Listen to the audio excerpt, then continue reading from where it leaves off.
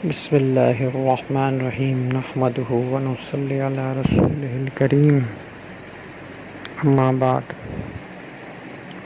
تو دوستو بزرگوں، ہمارا جو سیرت کا موضوع چل رہا تھا تو ہم اس میں یہاں تک پہنچے تھے کہ سن 6 ہجری کے 5 ہجری کے آخر کے واقعات اور سن 6 ہجری کے واقعات میں ہم گزر گئے تھے۔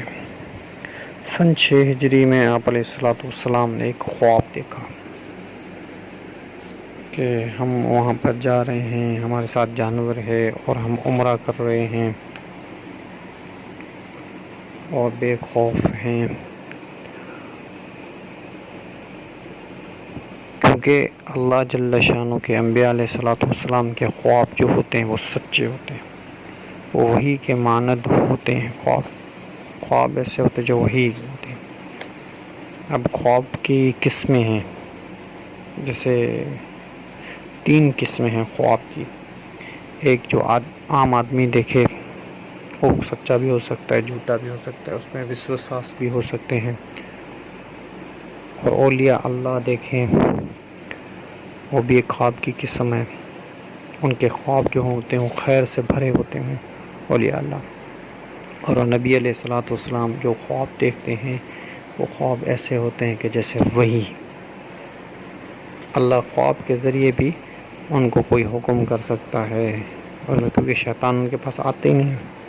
اور یہ علم و رویا جو ہے یہ بھی ایک بڑا علم ہے، سیکھنے کا ہے۔ اسی لیے کہتے ہیں آپ علیہ الصلوۃ حدیث ہے، مفہوم ہے کہ رویا جو ہوتا ہے، جو خواب بھی ہوتا ہے، اس کی تعبیر جو ہوتی ہے پرندے کے چونچ میں ہوتی ہے، جیسے یا چونچ میں یا اس کے پنجوں میں ہوتی ہے، جیسے کوئی فیصلہ بات کرتا ہے تو اس پہ آ کے گرتی ہے۔ بہرحال تو حضور اکرم صلی اللہ علیہ وسلم نے جیسے خواب دیکھا، پھر آپ نے فرمایا مجھے عمرے کے لیے چلنا ہے، جس کو چلنا ہے وہ میرے ساتھ چلے۔ تو نبی اکرم صلی اللہ علیہ وسلم کے ساتھ 1400 آدمی صحابہ تیار ہو گئے عمرے کے لیے، اور سب اپنے جانوروں کے ساتھ اس کے ساتھ سارے مدینے سے روانہ ہوئے۔ آپ صلی اللہ علیہ وسلم الحلیفہ ایک جگہ ہے وہاں پہ، مدینے سے تھوڑی باہر ہے، جس کو آج بیر علی کہتے ہیں یا ابیر علی کہتے ہیں، تو وہ بھی کہتے ہیں آج اس جگہ کو۔ تو پہلے اس کا نام تھا، وہ مدینے سے 6-7 کلومیٹر کی یا میل کی دوری پر ہے۔ پھر حضور اکرم صلی اللہ علیہ وسلم نے احرام پہنا، اور پھر جب میقات آیا تو آپ علیہ السلام نے نیت کی عمرے کی، اور قربانی کے جانور تھے آپ علیہ السلام کے ساتھ۔ اس میں ایک کہتے ہیں شعار، دوسرا قلادہ، ایک شعار دوسرا قلادہ۔ یہ شعار کیا ہے اس کو تھوڑا سمجھنے کی کوشش کریں۔ وہ ہوتے ہیں کہ علامتیں اس پہ لگاتے ہیں، جانور پہ علامت لگاتے ہیں، پھر اس کی حصے چمڑی کے حصہ تھوڑا سا کاٹ کے پھر اس کا خون جو نکلتا ہے وہی خون اس پر لات دیتے ہیں، لگا دیتے ہیں کہ یہ قربانی کا جانور ہے۔ قلادہ کیا ہے کہ یہ وہ ہے کوئی چمڑے سے ہار بنا کے رسیوں سے پھر اس کے اونٹ کے یا کسی جانور کے گلے میں ڈال دیتے تھے، تاکہ یہ لوگوں کو پتہ چلے کہ یہ اللہ کے جانور ہیں۔ اور پھر اگر کوئی دشمن کے پاس بھی کہیں چلا گیا یہ جانور، پھر بھی وہ واپس کر بھائی یہ تو اللہ کا جانور ہے، قربانی کے لیے لوگوں نے رکھا، اللہ کا جانور ہے۔ اور یہ بات چلتے چلتے مکے میں پہنچی، قریش مکہ تک پہنچے۔ تو قریش مکہ نے کہا کہ آپ علیہ السلام جو ہیں یہ لڑائی کے لیے آ رہے ہیں۔ تو انہوں نے بھی اپنا بڑا لشکر، 1400 آدمی کیوں آ رہے ہیں، آدمی ہم پر لڑائی کرنے کے لیے آ رہے ہیں۔ تو انہوں نے اپنا بڑا لشکر بنایا، اور لشکر بنائے کہ وہ وہاں ٹھہر گئے جہاں سے مدینے سے آنے کے راستے ہیں، وہاں پر ٹھہر گئے سارے کے سارے۔ تو نبی پاک صلی اللہ علیہ وسلم کو اس بات کا علم ہو گیا کہ قریش مکہ جو ہیں وہ اس مدینے کے آنے والے سارے رستوں کی سرحدوں پہ کھڑے ہیں۔ تو نبی پاک صلی اللہ علیہ وسلم نے صحابہ سے کہا کہ کوئی ہے جو دوسرا راستہ جانتا ہو وہ وہاں کے ہم کو لے کے آئے۔ تو ایک صحابی نے کہا یا رسول اللہ مجھے ایک راستہ معلوم ہے پر وہ تھوڑا سا مشکل ہے۔ آپ علیہ الصلوۃ والسلام نے کہا مشکل کی کوئی بات نہیں، چلو۔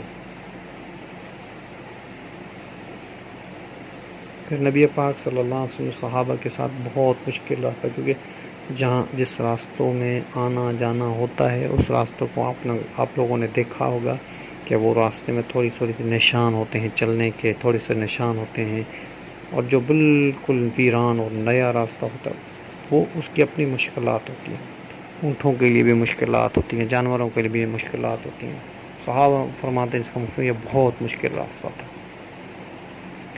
یہاں سے چلتے چلتے آپ پہنچے صلح حدیبیہ تک، اور مکے کی جو سرحدیں ہیں وہ سامنے علامات حرم جو ہیں وہ دکھ رہی تھی آپ علیہ الصلوۃ والسلام کو۔ تو آپ علیہ الصلوۃ والسلام کی اونٹنی جو تھی وہ بیٹھ گئی۔ آپ علیہ الصلوۃ والسلام نے بہت اٹھانے کی کوشش کی۔ مکے والے تو قریش مکہ وہاں پہ ہم جا کے عمرہ کر لیں گے، ان کو جب پتہ چلے گا تو وہ ہم سے قتال بھی نہیں کر سکیں گے کیونکہ ہم تو مکے میں ہیں۔ تو وہ اونٹنی بیٹھ گئی، بہت صحابہ نے بھی بہت مارا، یہ کیا وہ اونٹنی کو۔ تو آپ علیہ الصلوۃ والسلام کے فرمائے کہ مارو نہیں اونٹنی کو یہی حکم ہے، اس کا مفہوم یہ میری اونٹنی جو ہے ایسے ہی نہیں بیٹھے گی، اس کو اللہ پاک کا حکم ہے، جس نے اس کو چلایا اس کا حکم ہے کہ بیٹھ جاؤ، وہ بیٹھ گئی۔ تو یہ بات چل کے پتہ چلی مکے والوں کو، انہوں نے کہا کہ آپ علیہ الصلوۃ والسلام جو ہے وہ دوسرا راستہ لے کے جا رہے ہیں۔ تو وہاں سے وہ دوڑتے اپنا سارا لشکر لے کے مکے کے باہر آ کے کھڑے ہو گئے۔ انہوں نے کہا اگر ہم وہاں پہ تھے، یہاں پہ کوئی سرحدیں نہیں تھی تو نبی پاک صلی اللہ علیہ وسلم مکے میں داخل ہو جاتے، پھر داخل بھی نہیں ہوئے، وہاں پہ صلح حدیبیہ کی جگہ پہ بیٹھے کیوں؟ انہوں نے کہا ضرور یہ جنگ کے لیے ہی آئے ہوں گے، جہاد کے لیے آئے ہوں گے ہم سے۔ تو پھر ایک آدمی تھا، اب ان کو پتہ نہیں، سمجھ نہیں آ رہی کیا ہے۔ ایک آدمی تھا جس کا نام ہے بودل بن ورقہ۔ سب سے پہلے وہ آدمی گیا، ان کو مکے والوں نے بھیجا کہ جاؤ نبی پاک صلی اللہ علیہ وسلم سے اور ان کے حال لے کے آؤ۔ جب وہ وہاں پہ پہنچا تو اس نے کہا کہ آپ یہاں پہ آئے ہیں، تو آپ علیہ الصلوۃ والسلام نے فرمایا کہ یہ دیکھو ہم نے احرام پہنا ہوا ہے اور ہمارے پاس اونٹ ہیں، جانور ہیں، ان جانوروں کو وہ جو علامات عمرہ ہے وہ بھی لگی ہوئی ہے، یا حج ہے وہ بھی لگی ہوئی ہے، نشانات بھی لگے ہوئے تاکہ ہم عمرے کے لیے آئیں، ہمارا تو لڑنے کے۔ پر آپ باہر کیوں کھڑے ہو گئے؟ پھر پوچھا کہ آپ کے ساتھ یہ اونٹوں پر ہتھیار ہیں، یہ کیوں ہیں؟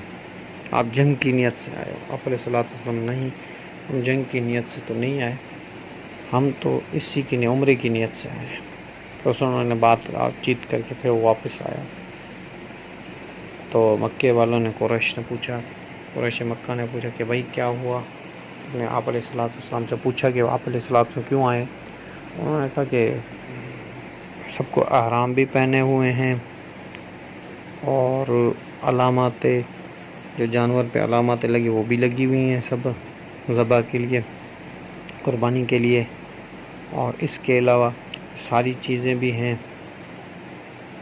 اور اس کے علاوہ اس کے ساتھ جو ہے ہتھیار بھی ہیں۔ مجھے بھی بات سمجھ میں نہیں آئی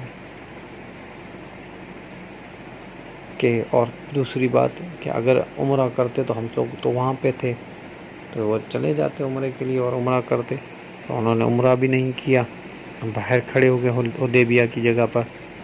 کیوں آخر یہ بات قریشوں کے دماغ میں آگے کیوں آخر ایسا آپ علیہ الصلوۃ والسلام نے کیا؟ تو زندگی رہے گی تو بات چلتی رہے گی، وَمَا عَلَيْنَا إِلَّا الْبَلَاغُ۔